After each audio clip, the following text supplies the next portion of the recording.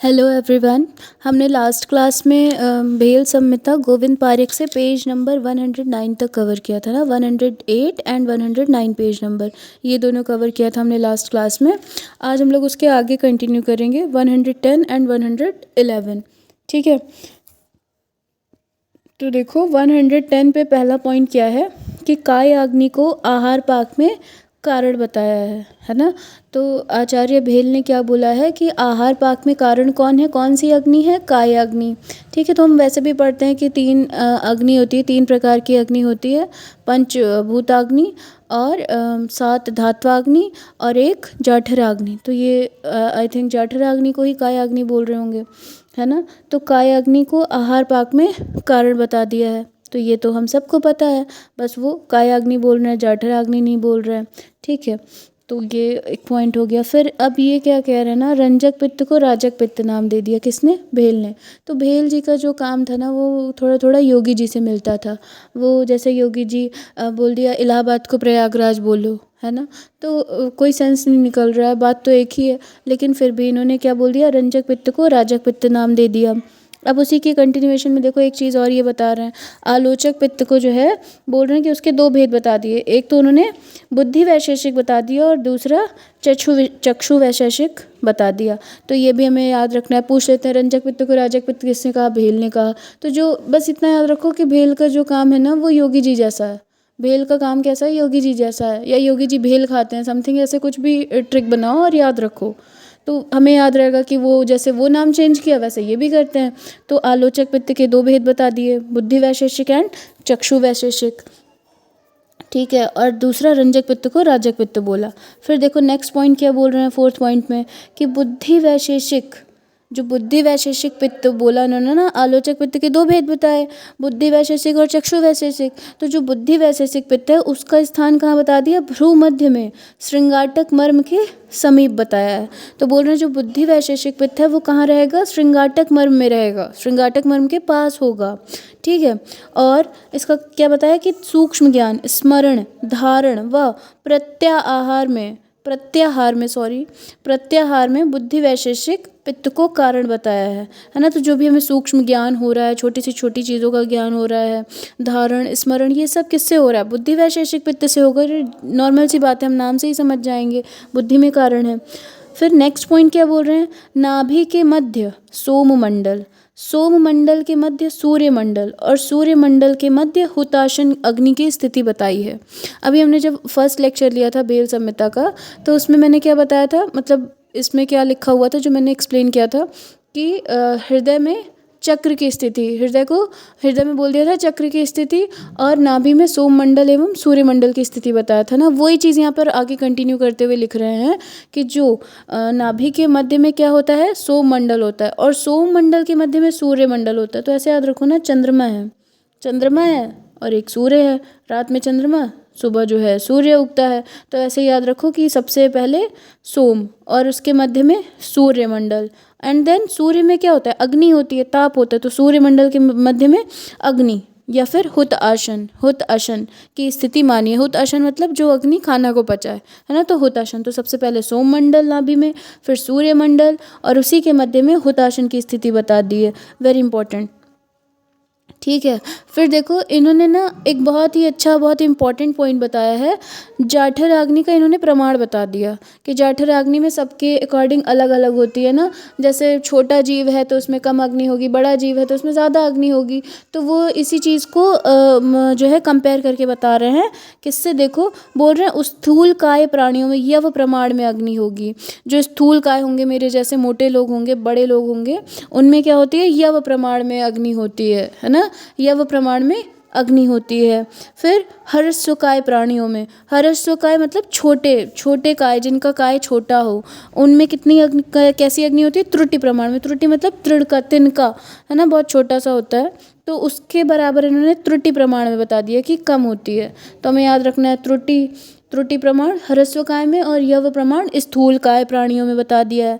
फिर कृमि कीट पतंगों में, कृमि कीट मतलब जो छोटे छोटे बिल्कुल जीव होते हैं उनमें क्या बता दिया, वायु मात्र प्रमाण में, कृमि कीट पतंगों में वायु प्रमाण मात्र में, प्रमाण मात्र में, तभी तो वो बेचारे इतनी जल्दी मर जाते हैं ना, उनकी अग्नि इतनी जल्दी नष्ट हो जाती है, उनको बिल्कुल छू दो वो तुरंत मर जाएंगे कृमि कीट पतंग, है ना।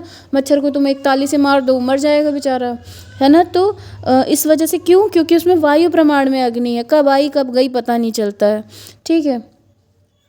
तो ये हमें याद रखना है कि स्थूल, अब इसको रिवाइज करेंगे, स्थूलकाय प्राणियों में क्या बताया, यव प्रमाण में, है ना। फिर हर्स्वकाय प्राणियों में त्रुटि प्रमाण में, फिर कृमि कीट पतंगों में क्या बता दिया, वायु मात्र प्रमाण में, ठीक है। ये क्लियर हो गया, ये इंपॉर्टेंट पॉइंट है, ये हमें याद रखना है। फिर क्या है, शरीर में 10 अंतर्गुहा एवं 10 ही बहिर्गुहाएं बताई हैं, है ना। शरीर में 10 अंतर्गुहा बताई है और 10 ही बहिर्गुहाएं बताई हैं। ऐसे ही हमने कुछ और पढ़ा था, है ना, हमने क्या पढ़ा था, स्वेद के बारे में। स्वेद को इन्होंने अभ्यंतर मल भी बोला है और बाह्य मल भी बोला है, ठीक है। तो ये हमें याद रखना है। फिर नेक्स्ट देखो क्या बोल रहे हैं, गर्भ में प्रथम उत्पत्ति के संदर्भ में हृदय की प्रथम उत्पत्ति को पराशर का और चक्षु की प्रथम उत्पत्ति को काश्यप का मत बताया है, शेष चरकवत ही माना है। तो चरक जी ने ऐसे ही बताया था ना, तो उनका सब भेल का सब कुछ सेम है, बट क्या डिफरेंस, जब उन्होंने वहाँ पर गर्भ में प्रथम अंग की उत्पत्ति कौन सी हुई और इस बात का संभाषा हो रही थी अकॉर्डिंग टू भेल, तो उन्होंने क्या बताया कि हृदय की प्रथम उत्पत्ति पराशर ने मान ली है और चक्षु की प्रथम उत्पत्ति काश्यप ने मान ली है, ठीक है। चक्षु की प्रथम उत्पत्ति किसने मानी, काश्यप ने अकॉर्डिंग टू भेल, एंड हृदय की प्रथम उत्पत्ति पराशर ने मानी, ठीक है। तो ये हमें याद रखना है। फिर नेक्स्ट देखो, नेक्स्ट वाला जो पॉइंट है वो बहुत इंपॉर्टेंट है, वो 2006 में किसी पेपर में आ चुका है। मैं एक बार पेपर सॉल्व कर रही थी तो ये 2006 के पेपर में मुझे मिला था क्वेश्चन। गर्भ का पोषण केदारी कुल्या न्याय से होता है। क्वेश्चन था गर्भ का पोषण किस न्याय से होता है, और उसमें ऑप्शन था केदारी कुल्या, वही सही आंसर था। और यही हमें बिल्कुल याद रखना है, केदारी कुल्या न्याय से होता है, ऐसा भेल का मत है, ठीक है। अब देखो नेक्स्ट पॉइंट में क्या बोल रहे हैं कि शौनक के अनुसार गर्भाशय में ऊर्ध्व सिर अवस्था में, भरद्वाज के अनुसार अवाक सिरा मतलब नीचे सिर की अवस्था में, तथा पुनर्वसु आत्रेय के अनुसार तिर्यक अवस्था में रहता है ना। तो भेल के अकॉर्डिंग क्या, भेल ने क्या बताया कि जब मतलब वही जब संभाषा हो रही थी, संभाषा हुई होगी अकॉर्डिंग टू भेल, तो उन्होंने क्या बोला कि शौनक के अनुसार, शौनक ने क्या बताया, जैसे हम कोई थर्ड पर्सन बात कर रहे हैं तो वो तो ये कहेगा ना, जब हम वहाँ गए थे तो शौनक ये बोल रहा था और पुनर्वसु आत्रेय जी ये बोल रहे थे, भरद्वाज ये बोल रहा था, तो सेम चीज़ हुई। भेल के अकॉर्डिंग उन्होंने क्या बताया कि शौनक ने क्या बता दिया कि गर्भाशय में कैसे रहता है, ऊर्ध्व सिर अवस्था में, सिर ऊपर करके, है ना। तो ये हम कैसे याद रखेंगे, शान से जब चलते हैं तो कैसे चलते हैं, सर ऊपर करके चलते हैं, तो शौनक ने क्या बता दिया, ऊर्ध्व सिर अवस्था में। भरद्वाज के अनुसार अवाक सिर, नीचे सिर करके। अब भरद्वाज, जब सिर में बहुत चीज़ें भरी रहती हैं ना और इंसान को कुछ नहीं समझ में आता तो बिल्कुल सर झुका के चलता है, दुखी मन होके चलता है, तो अवाक सिरा, भरद्वाज अवाक सिरा अवस्था में, ठीक है। पुनर्वसु आत्रेय तिर्यक, है ना, तो पुनर्वसु आत्रेय के अनुसार तिर्यक अवस्था में रहता है, पुनर्वसु आत्रेय के अनुसार गर्भाशय में तिर्यक अवस्था में रहता है, ठीक है। तो ये हमें याद हो जाएगा। फिर अब नेक्स्ट देखो, बोल रहे हैं 7 मानस प्रकृतियों को दिव्यकाय एवं 7 शरीर प्रकृतियों को मानुषकाय नाम दिया है ना। जब हम अकॉर्डिंग टू चरक पढ़ते हैं तो मानसिक प्रकृतियाँ 16 होती हैं ना, 7 6 3 याद रखते हैं, पर यहाँ पर देखो 7 मानस प्रकृतियाँ बोल दिया है। बोल रहे हैं 7 मानस प्रकृतियों को उन्होंने दिव्यकाय बोल दिया है। नाम क्या बोल दिया, मानसिक प्रकृतियों को दिव्यकाय बोल दिया है। और 7 शारीरिक प्रकृति, जो 7 शारीरिक प्रकृति बता रहे हैं दोषज प्रकृतियाँ, है ना, तो इसको जो है इन्होंने मानुषकाय, मनुष्य के काय में होता है तो मानुषकाय बोल दिया, और मन को जो है एक दिव्य चीज़ बता दी तो दिव्यकाय बोल दिया मानसिक प्रकृतियों को, ठीक है। और दोनों इन्होंने साथ साथ बता दिए, तो ये हमें याद रखना है। पूछ सकता है कि दिव्यकाय कितने होते अकॉर्डिंग टू भेल, या फिर मानुषकाय कितने होते, तो हमें याद रखना है प्रकृतियों का मतलब है और साथ साथ बताया गया है, ठीक है। फिर नेक्स्ट देखो क्या बोल रहे हैं, मस्तिष्क व शुक्र का प्रमाण 1-1 अंजलि माना है ना। मस्तिष्क और शुक्र का प्रमाण कितना माना है, 1-1 अंजलि माना है, ये इंपॉर्टेंट है। अकॉर्डिंग टू भेल मस्तिष्क और शुक्र का प्रमाण कितना है, 1-1 अंजलि है, बट नॉर्मल अगर हम सामान्य मत से देखें तो मस्तिष्क और शुक्र का प्रमाण हाफ हाफ अंजलि होता है ना, आधा आधा अंजलि होता है, ठीक है। तो ये हमें याद रखना है कि जो भेल का बिल्कुल स्पेसिफिक है ना, बस हमें वही चीज़ याद रखनी है, ठीक है। तो मस्तिष्क व शुक्र का प्रमाण भेल ने कितना बताया, एक एक अंजलि बताया। नॉर्मल कितना होता है, आधा आधा अंजलि होता है, ठीक है। फिर नेक्स्ट पॉइंट देखो क्या बोल रहे हैं, पुरुष के शरीर में 16 आध्यात्मिक देवताओं की स्थिति मानी है। तो पुरुष के शरीर में 16 आध्यात्मिक देवताएं बता दी कि उनमें ऑलरेडी पुरुष के शरीर में 16 आध्यात्मिक देवताओं की स्थिति होती है, ठीक है। फिर नेक्स्ट देखो, नेक्स्ट जो पॉइंट है वो भी बहुत इंपॉर्टेंट है। क्या बोल रहे हैं, गर्भिणी में किक्किस की उत्पत्ति 7वें महीने में ही मानी है। मतलब भेल ने बोल दिया कि चलो किक्किस तो 7वें महीने में ही होता है गर्भिणी में, मगर चिकित्सा भी उन्होंने बताई। क्या बताई, उन्होंने बोला इसमें त्रिफला चूर्ण को शशक रुधिर में मिलाकर लेप करने का निर्देश किया। तो उन्होंने क्या बोला कि जो किक्किस रोग हो रहा है गर्भिणी को 7वें महीने में, उसमें क्या करो, खरगोश को मारो, उसका ब्लड निकालो और उस ब्लड को कलेक्ट करके उसमें त्रिफला मिलाओ और फिर लेप करो, लेप लगाना है। ऐसा किसने बोला, भेल ने बोला, ठीक है। तो ये इंपॉर्टेंट है, पूछेंगे भेल ने किस रोग का ट्रीटमेंट क्या बताया है। त्रिफला में शशक रुधिर, त्रिफला में ये रुधिर वो रुधिर, है ना। फिर हमें सही ऑप्शन चूज़ करना होगा, या फिर त्रिफला चूर्ण में शशक रुधिर मिला करके कि किस रोग में लगाते हैं, ये किसने ट्रीटमेंट बताया। तो अकॉर्डिंग टू भेल, ठीक है, भेल ने ये बताया। ये इंपॉर्टेंट है कि जो है गर्भिणी में किस रोग के ट्रीटमेंट का क्या बताया भेल ने। फिर नेक्स्ट पॉइंट देखो, इसमें क्या बोल रहे हैं सद्यजात बालक को भी देखकर लक्षणों के आधार पर उसकी आयु के संदर्भ में निर्देश किया गया है। तो भेल ने बोल दिया कि जो सद्यजात बालक होता है, तुरंत जन्मा बालक है, उसको भी देख के हम बता सकते हैं कि उसकी आयु कितनी है, ठीक है। फिर नेक्स्ट पॉइंट क्या है, इसी प्रकार से युवा अवस्था में लक्षणों को देखकर व्यक्ति की जीवन अवधि का निर्धारण भी बताया है। और सेम इसी तरह से उन्होंने युवा अवस्था में भी बताया कि उसमें लक्षणों, युवा अवस्था में लक्षण देख करके वो बता देंगे कि व्यक्ति की क्या जीवन अवधि है, कितने दिन तक वो जीवित रहेगा। फिर नेक्स्ट पॉइंट देखो, ये बहुत इंपॉर्टेंट है। क्या है, जिस व्यक्ति के ललाट, ललाट मतलब फोरहेड, नासिका, फोरहेड के जस्ट नीचे नासिका ही हमारी, है ना, तो नासिका एवं कर्ण का परिमाण 6-6 अंगुल हो, कर्ण का परिमाण 6-6 अंगुल हो। तो ललाट, नासिका, कर्ण का परिमाण 6-6 अंगुल हो, वो सत आयु होता है, ऐसा भेल का मत है। तो बोल रहे हैं सब लोग नाप लो, जिसका कर्ण, नासा और ललाट 6 अंगुल हो वो 100 साल जिएगा। ऐसा कौन बोल रहा है, भेल बोल रहा है, ठीक है। तो ये हमें याद रखना है, 6-6 अंगुल बताया। फिर नेक्स्ट लाइन देखो क्या बोल रहा है, ज्वर के संदर्भ में 11 प्रकार की चिकित्साओं का निर्देश कर दिया है ना। तो इन्होंने बोल दिया है कि ज्वर जिसको होता है उसमें 11 प्रकार की चिकित्सा इन्होंने बता दी, उसमें 11 प्रकार की चिकित्सा हम कर सकते हैं, ठीक है। फिर देखो एक बहुत इंपॉर्टेंट रेफरेंस आ रहा है कि हम सब ने पढ़ा है, जब हम लोग क्रिया शारीर पढ़ रहे थे तो वहाँ पे हमने ऑलरेडी पढ़ रखा है, लेकिन यहाँ पे हमें याद रखना है कि रेफरेंस किसका है। तो बोल रहे हैं मन का स्थान सिर व तालू के मध्य माना है। मन का स्थान कहाँ मान लिया है, सिर और तालू के मध्य में, है ना। सिर और तालू के मध्य में क्या है, हमारा मन स्थित है। तो कायदे से वो ब्रेन को बोल रहे हैं मन, है ना। सिर और तालू के मध्य क्या आ रहा है, दिमाग हमारा। तो वो कायदे से उसको बोलना चाह रहे हैं मन, लेकिन वो बोल नहीं पा रहे हैं, वो मन बोल दिया। मन को डिफाइन नहीं किया कि हृदय है कि वो दिमाग को बोल रहे हैं, बस उन्होंने बोल दिया कि मन का स्थान कहाँ है, सिर और तालू के अंतर्गत है। तो हमें ऐसे एज इट इज़ याद रखना है कि भेल ने ये लाइन बोली है, ठीक है, कि मन का स्थान कहाँ है, सिर व तालू के अंतर्गत है, के मध्य है, सॉरी, सिर व तालू के मध्य स्थित है क्या, मन, कुछ और नहीं, हृदय नहीं और आत्मा नहीं, कुछ नहीं, मन। मन कहाँ स्थित है, सिर और तालू के अंतर्गत। तो ये हमें याद रखना है, ये श्लोक का इंपॉर्टेंट है, सिरस्ताल व अंतर्गतम सर्वेंद्रिय परम मनम, ठीक है।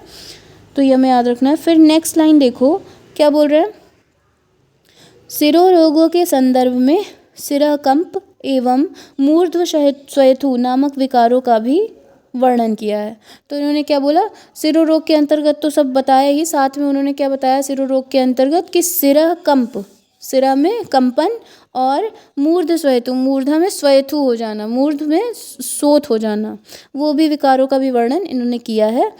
फिर नेक्स्ट पॉइंट बहुत इंपॉर्टेंट है, ये हमें याद रखना है, क्या है, गृद्धसी में सहचर तैल एवं मूलक तैल के अभ्यंतर प्रयोग के साथ, इंपॉर्टेंट क्या है, अभ्यंतर प्रयोग बताया है, तैल पीने को बताया है, ये सहचर तैल और मूलक तैल अभ्यंतर प्रयोग के साथ रक्त मोक्षण भी प्रशस्त माना है ना।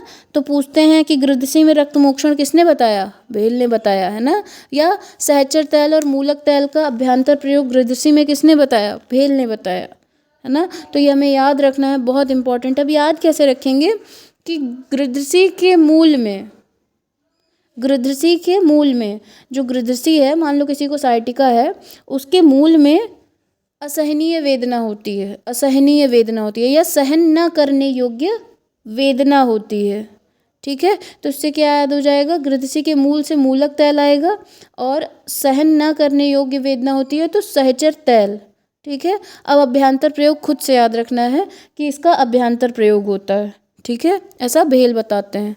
और रक्त मोक्षण भी प्रशस्त माना है, ठीक है। तो ये इंपॉर्टेंट पॉइंट है, ये हमें ध्यान देना है, याद करना है।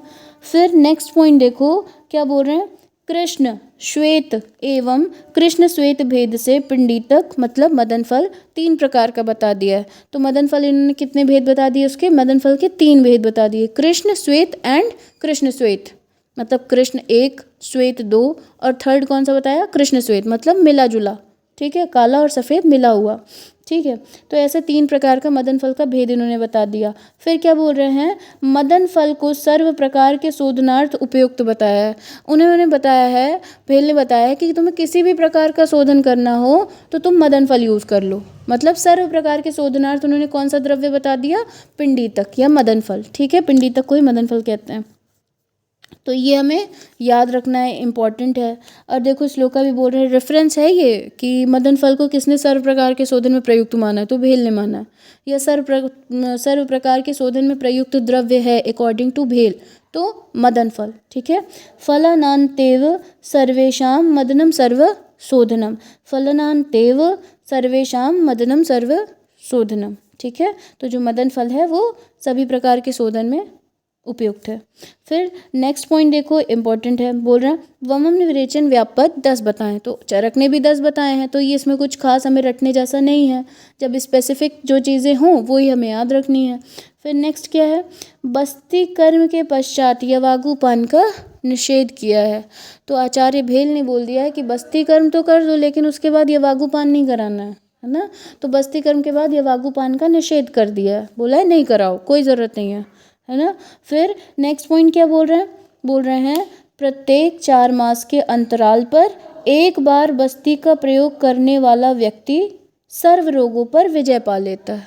अब ये बोल रहे हैं जो हर 4 मास पे बस्ती कर्म एक बार प्रयोग कर ले रहा है, हर 4 महीने पे, मतलब 1 साल में 3 बार लगभग बस्ती कर्म कर ले रहा है ना, तो वो सभी रोगों पे विजय पा लेगा, फिर उसको किसी भी प्रकार का रोग नहीं होगा अकॉर्डिंग टू भेल, ठीक है। तो 4 मास के अंतराल पे बताया, ये याद रखना है। फिर नेक्स्ट देखो क्या बोल रहे हैं, बस्ती कर्म के लिए भी मदन फल को ही श्रेष्ठ माना है। तो बस्ती कर्म के लिए क्या मदन फल को ही श्रेष्ठ माना है, तो ये हमने पहले ही पढ़ लिया कि सर्व प्रकार के शोधन में जो है मदन फल ही उपयुक्त मान रहे हैं। तो इसमें अलग से कुछ रटने जैसा नहीं है कि बस्ती कर्म के लिए भी मदन फल को श्रेष्ठ माना है, वो जब क्वेश्चन आएगा तो हम खुद समझ जाएंगे, है ना। फिर नेक्स्ट देखो क्या बोल रहे हैं, अभी इन्होंने बताया वमन विरेचन व्यापक 10 माना है, अब आस्थापन और अनुवासन व्यापक भी 10 ही मान रहे हैं, तो ये हमें याद रखना है, ठीक है। आस्थापन और अनुवासन व्यापक भी 10 ही बता दिया आचार्य भेल ने, तो इनका सारा व्यापक 10 ही है, चाहे वो वमन विरेचन हो चाहे आस्थापन अनुवासन हो, ठीक है, ये याद हो जाएगा। अब नेक्स्ट याद करो, देखो ये बहुत इंपॉर्टेंट है, क्रीड़ावस्ती नामक बाजीकरण वस्ती को श्रेष्ठ रेतो बलकर कहा है ना। तो ये इंपॉर्टेंट क्यों है कि एक तो क्रीड़ावस्ती नामक जो है, क्रीड़ावस्ती का उल्लेख किसने किया है, ये क्वेश्चन पूछ लेता है। अब क्रीड़ावस्ती कौन सी बस्ती है, बाजीकरण बस्ती है, ये भी इंपॉर्टेंट है ना। तो ये 2 पॉइंट हमें बिल्कुल याद रखना है कि क्रीड़ावस्ती का उल्लेख किसने किया, भेल ने किया।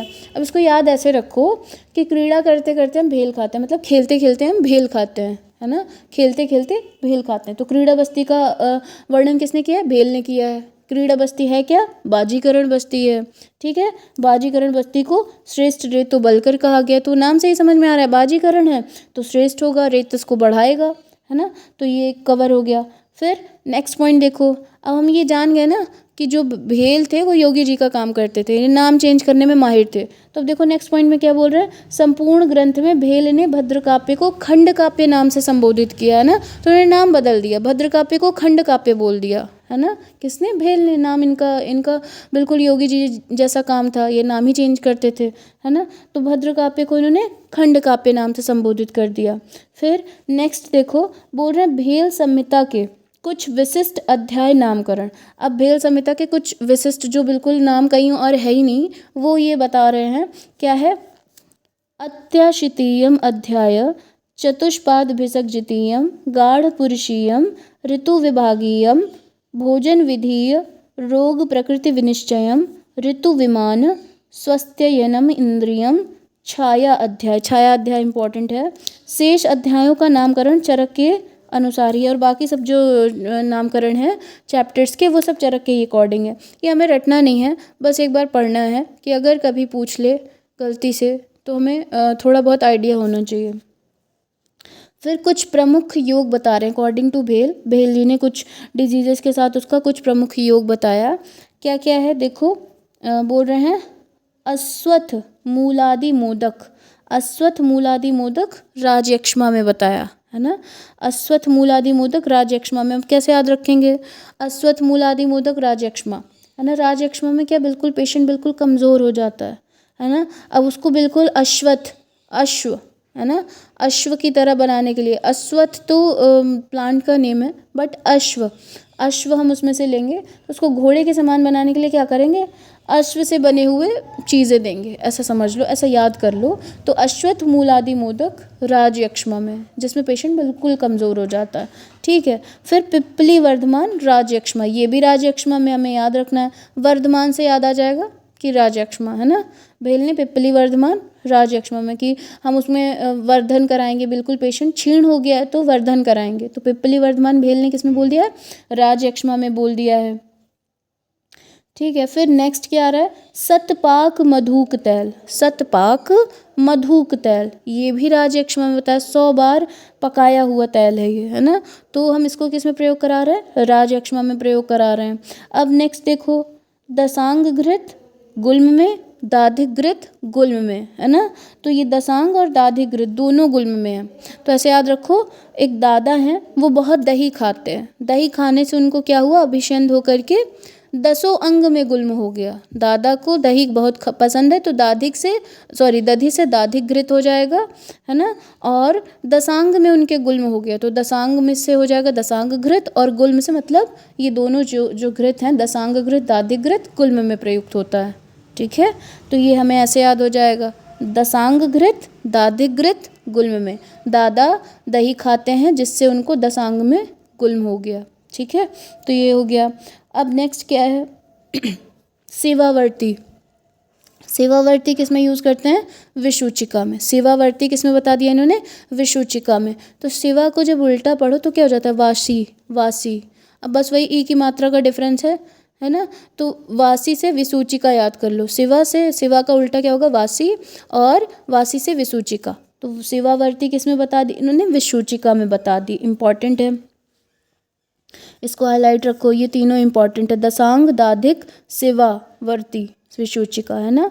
पिप्पली वर्धमान वाला भी इंपॉर्टेंट है। पिप्पली वर्धमान जो है भेल ने राजयक्ष्मा में बताया है। आचार्य चरक ने कहाँ बताया है? आचार्य चरक ने इसको रसायन प्रकरण में 3rd वाले पाद में बताया है ना। कर प्रचितीय पाद में इन्होंने बताया आचार्य चरक ने पिप्पली वर्धमान। वहीं सुश्रुत ने पिप्पली वर्धमानक नाम से वात रक्त में बताया है। कहाँ बताया? वात रक्त में बताया। तो ये डिफरेंस है थोड़ा, हमें चीज़ें याद रखनी पड़ेंगी। फिर नेक्स्ट क्या है? सुवर्ण समक चूर्ण। सुवर्ण समक चूर्ण किस में बता दिया? उदर में बता दिया, ठीक है। फिर नेक्स्ट है तालीस पत्र वटक प्राणदा वाटिका अर्श में। क्या है? तालीस पत्र वटक प्राणदा वाटिका अर्श में, ठीक है। तो इसको कैसे याद रखेंगे? तालीस पत्र वटक को ही प्राणदा वाटिका बोल रहे हैं, और दोनों जो है अर्श में ही प्रयुक्त बता रहे हैं। तो अर्श में क्या होता है ना, प्राण बिल्कुल ऐसे होता है कि हाय हाय बहुत दर्द हो रहा है, बहुत दर्द होता है उसमें, पेनफुल होता है बहुत, अर्श, है ना। जब इंसान फ्रेश होने जाता है, पॉटी करने जाता है, तो वो बिल्कुल उसको इतनी असहनीय वेदना होती है कि वो सोचता है कि मैं करूं या ना करूं, ऐसी वाली कंडीशन होती है। तो अब जो वहाँ पर उसको प्राण देने वाली चीज़ें होंगी वही उसको काम करेंगी। तो प्राण देने वाली कौन सी है? प्राणदा वाटिका। प्राणदा वाटिका अर्श में यूज़ करते हैं।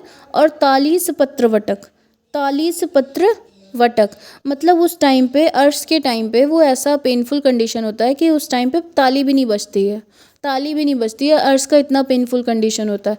तो तालीस पत्र वटक किस में है? अर्श में है, ठीक है। फिर नेक्स्ट क्या है? अयोरजीयम, अयोरजीयम शोफ में देते हैं। जब शोफ होता है ना तो बॉडी में बहुत आयरन की कमी आ जाती है, आयरन की कमी होती है जब शोफ होता है, उसके साथ वो सिचुएटेड होता है। तो अयोरजियम, अब उसमें हमें जो अयो को बढ़ाने वाला हो, है ना, तो वो अयोरजियम है, तो वो किस में देंगे हम? सोफ में देंगे। जो आयरन को बढ़ाए, है ना, तो हम किस में देंगे? सोफ में देंगे। तो अयोरजियम सोफ में। फिर नेक्स्ट 2 है वो इम्पॉर्टेंट है हृद रोग के लिए, बोल रहे हैं हिंगू पंचमम हृद रोग में देते हैं, और वल्लभक घृतम ये भी हृद रोग में देते हैं ना। हिंगू पंचमम और वल्लभक घृतम दोनों हृद रोग का है। इसको कैसे याद रखेंगे?